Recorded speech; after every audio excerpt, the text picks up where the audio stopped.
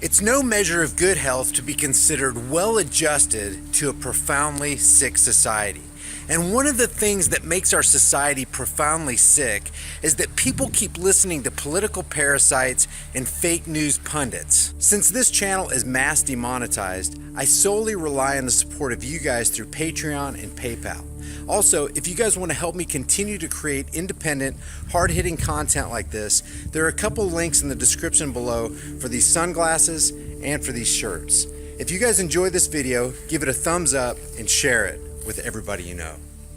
Here's a simple observation.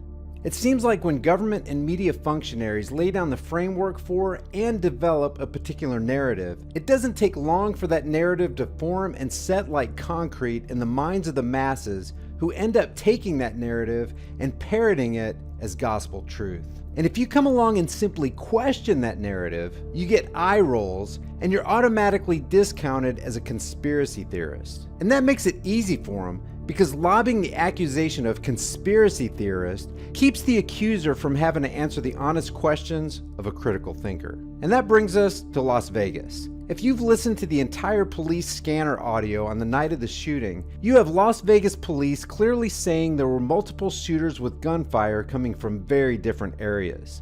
I've distilled the entire audio so that you can present it to anyone who's willing to listen. Here's what the cops were saying as they attempted to pinpoint where the automatic gunfire was coming from. 179 is coming from upstairs at the Mandalay Bay. Upstairs in Mandalay Bay, halfway up. I see the shots coming from Mandalay Bay. Halfway up. We have an active shooter. We have an active shooter inside the warehouse. Control, be advised. Shots are coming from gate 7. Gate 7. Shots are coming from gate 7. Control 79 East. We're seeing local flashes in the middle of Mandalay Bay on the north side, kind of on the west tower, but towards the center of the casino, like one of the middle floors. 751, I see there's a flashing coming up from about a third of the way up, center tower, Mandalay Bay. We've got about 15 floor on the Mandalay Bay, facing a whole lot. Hello, on the 32nd floor. Control 159 SE. You need the radio, please.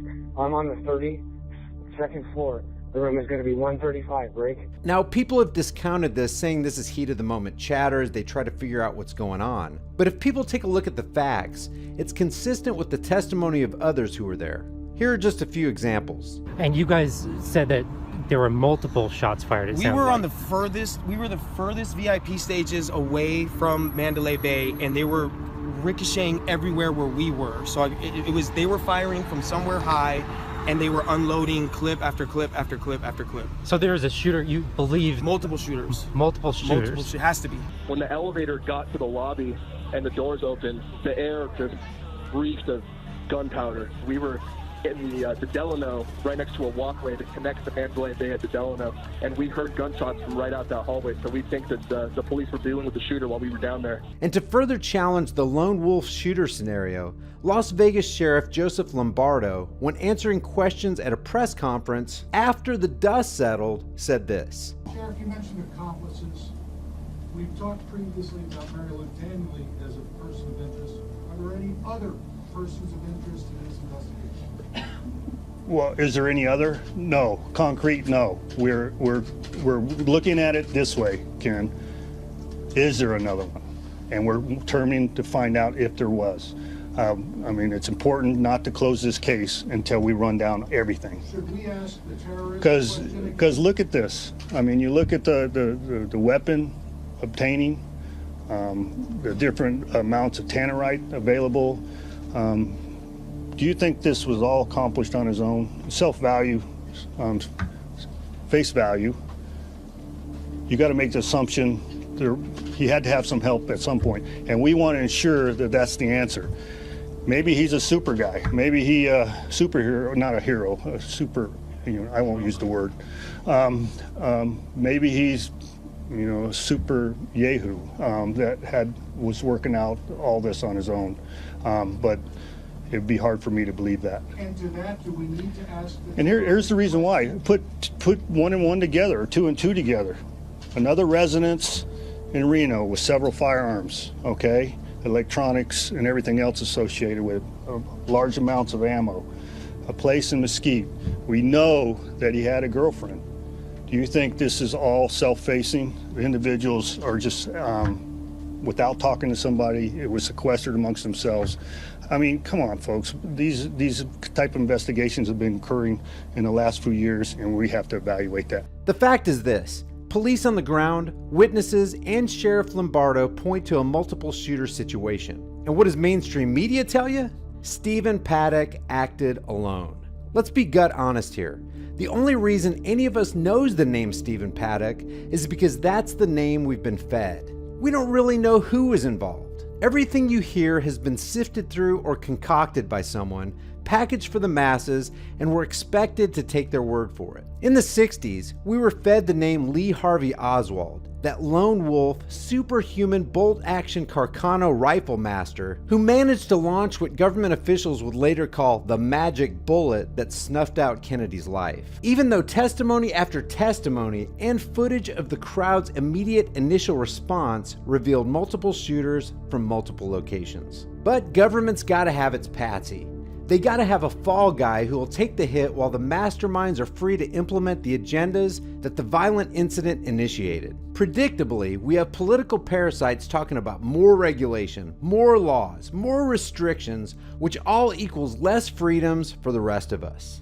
Yes, gun control works, but it only works for those who end up controlling the guns. Now, in the context of multiple shooters, a lot of people have been asking me to comment on this video where many believe the guy with the yellow safety vest in the lower left-hand side of your screen crouched down and fired a weapon into the crowd. Let me run through it one time in regular speed, and then we'll slow it down and break it down.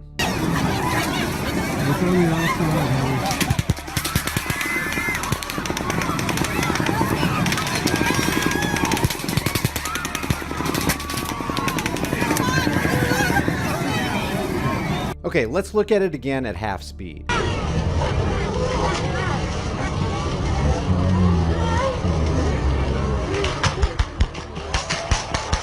The first thing I want to point out is that there are two guys with yellow vests. I see people saying that these guys are dressed as security, but I'm thinking they're cops. But we'll get to that in a second. Let's zoom in on them and play it again. It's hard to tell in the dark, but it does look like the guy on the right has something in his hand at this point. And I do believe it's a gun, but we'll get to that in a second too. I'm leaving the sound on here because it looks like when the sound of gunshots is heard, everybody in the frame responds the same way, including the guy holding the camera. In the next frame, a bright light, and maybe it's a spotlight from the concert stage, shines on the guy on the left as he crouches down and walks in front of the guy people say is shooting into the crowd as the gunshots continue. My take is that these guys are cops, and the guy on the right does look like he has his gun drawn. And I'm basing it on the next couple frames. Right here you can see that one of those two guys with the yellow vest walks in front of the camera and has his gun drawn. It looks like he's holding it with his index finger on the outside of the trigger guard. It also looks like the uniform he has on matches the uniforms of the Las Vegas Police Department. While I believe there were multiple shooters in this Hegelian dialectic psychological operation, I don't see any evidence that these guys are among those shooters in this video.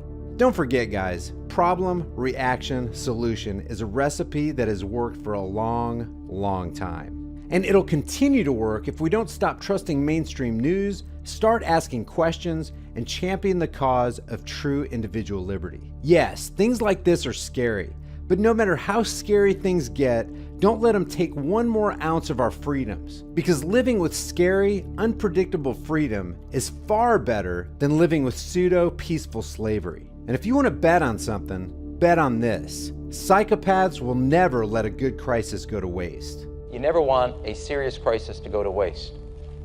And what I mean by that, it's an opportunity to do things that you think you could not do before. Never waste a good crisis. It's an opportunity to do things that you think you could not do before. But we sure can do what we can in our power to make our country a safer place.